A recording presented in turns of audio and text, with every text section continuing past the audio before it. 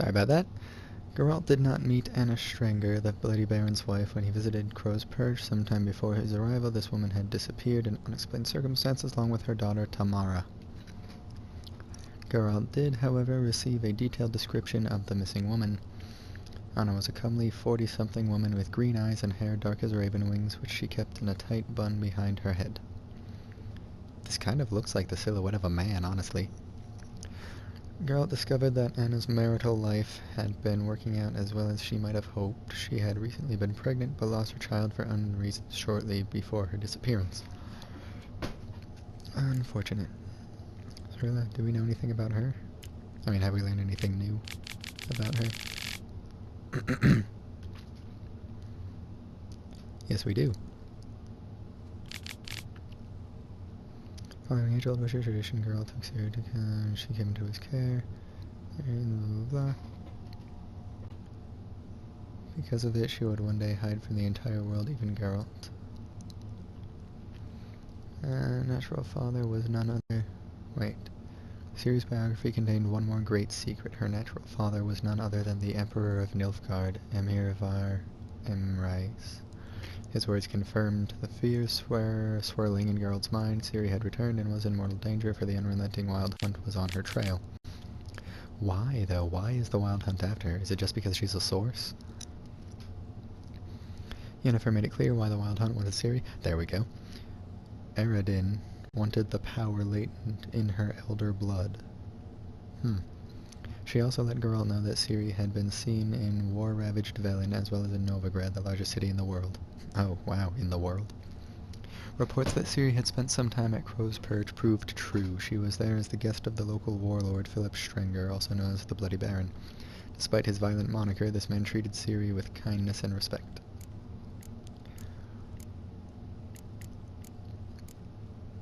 Hendrik. Alright, did we read this?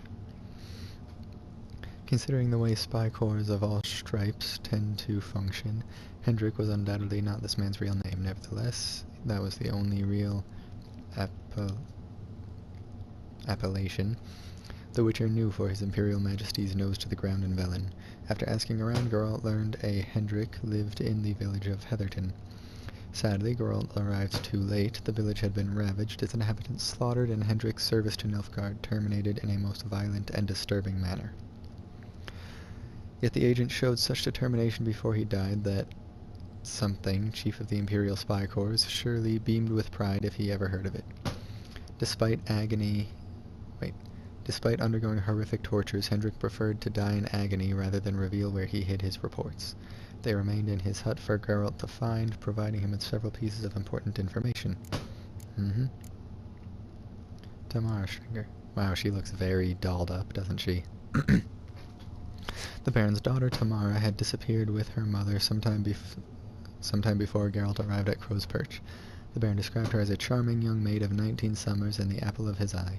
No wonder then that the Lord of Crow's Perch was desperate to find her, yet it seemed Tamara had finally had enough of the way the Baron treated her mother and decided to flee along with her.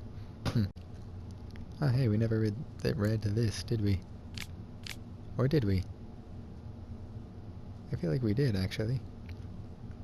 Oh well, if we didn't, you can pause it and read it again. In exchange for information about Cirilla, the Baron asked Geralt to find his wife. Anna and their daughter Tamara both had disappeared without a trace some time ago, and Philip was slowly losing hope of ever seeing them again.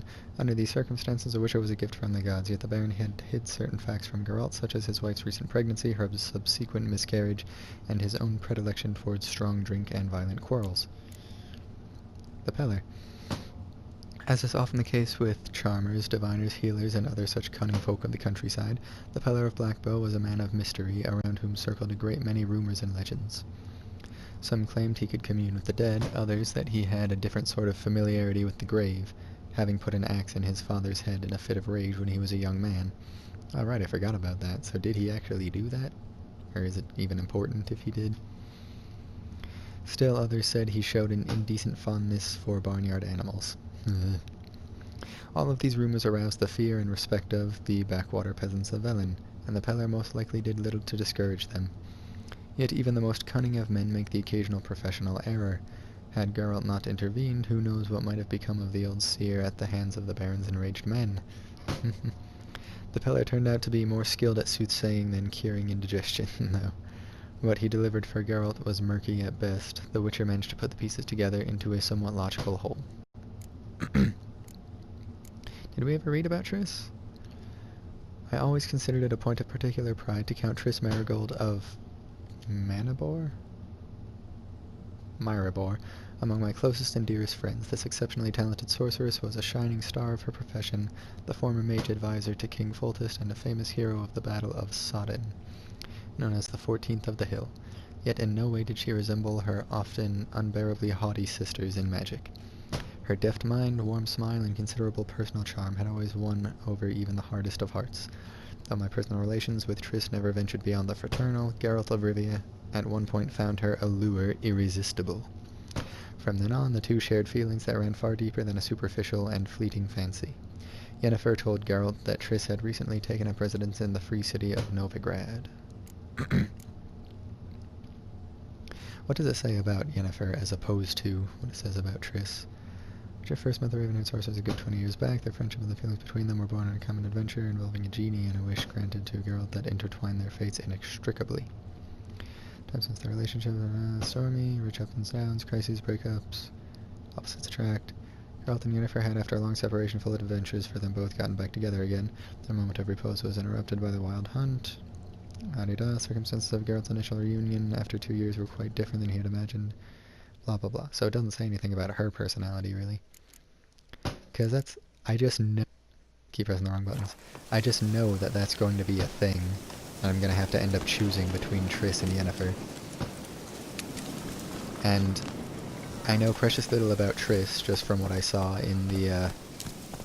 Oh, bestiary, huh? Just from what I read in the...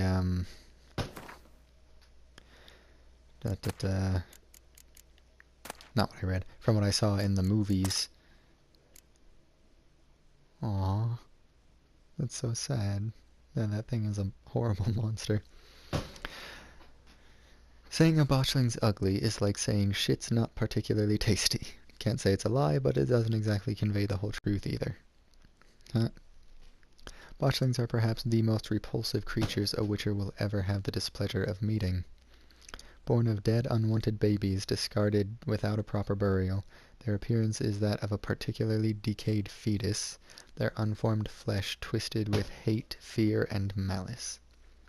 These hideous creatures feed on the blood of pregnant women, driven by a mad hunger that most often leads to their victim's death.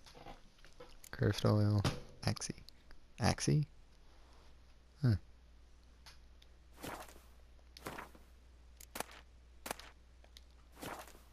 Do I have cursed oil? Oh right, make the grape shot.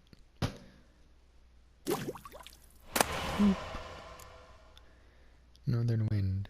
Freezes foes. Really? Blows landed on frozen foes deal additional damage.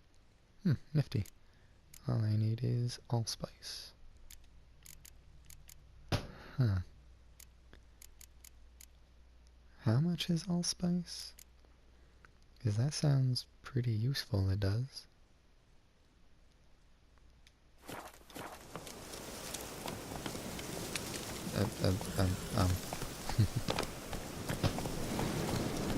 How much is your allspice, good sir?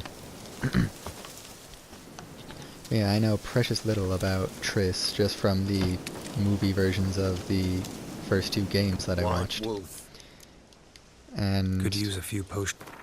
I know even less about Yennefer because she was only in the books that take place before the games. It's 13. Yeah, sure. I'll take 2 of these. Make me some northern wind. So long.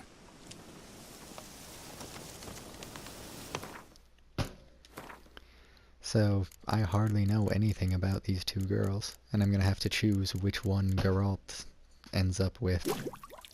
It's a heavy responsibility, and I don't know if I'm ready for it. Oh hey, I could also make this. Phosphorus. Yeah, sure, why not?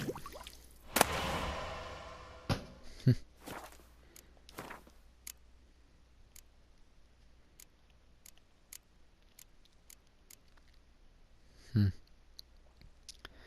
I have to choose which ones, I have to choose which 2 bombs I want to have on hand at any given time. I guess Samum and Grape Shot probably gonna be good all-around utility bombs. A small amount of fire damage. So yeah, I'm a little bit anxious about how I'm gonna choose which one of them to end up going with.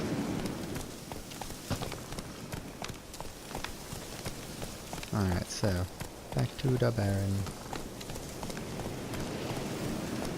It's getting windy. Come on now. Storm clouds I see. Oh, they're a little dark, but they're not really heavy.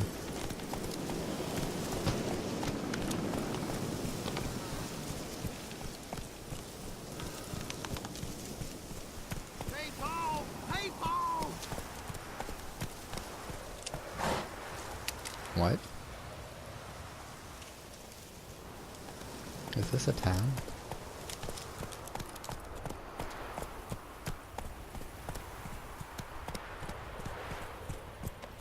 And whosoever finds the Baron's daughter will not go unrewarded. Would the Baron like a new daughter? Got a few I can spare. I've got a son to spare. Son's better, stronger. That's horrible. Go. Yep, we are now in Blackbow. Slower. Is that an inn? Shopkeeper? Oh, hey, blacksmith.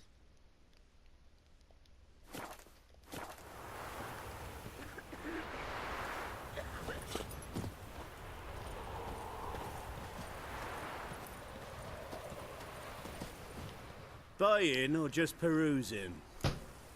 That has yet to be seen, rather. Show me what you've got on offer.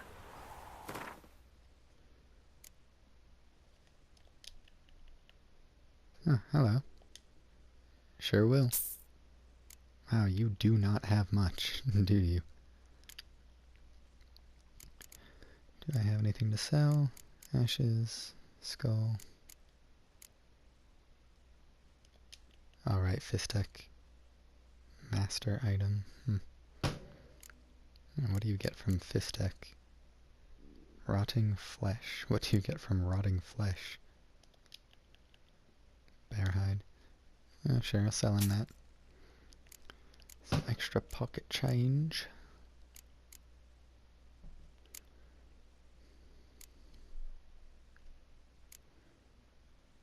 I keep pressing the wrong buttons. So long. I wonder, this, blacksmith here, is he a weaponsmith?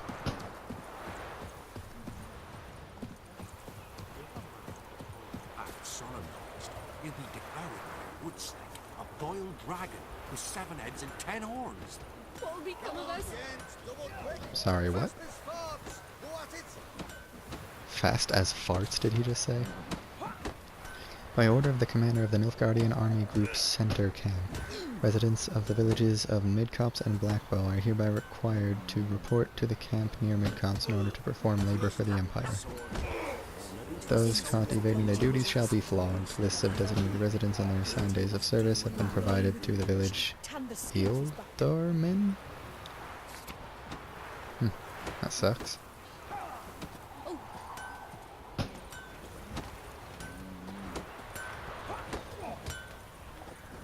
Children.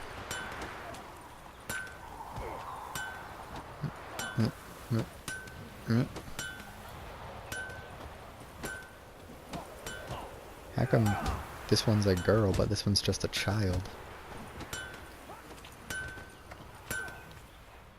Yeah? Craft special order weapons too? Do politicians murder high-class prostitutes? Course. I'll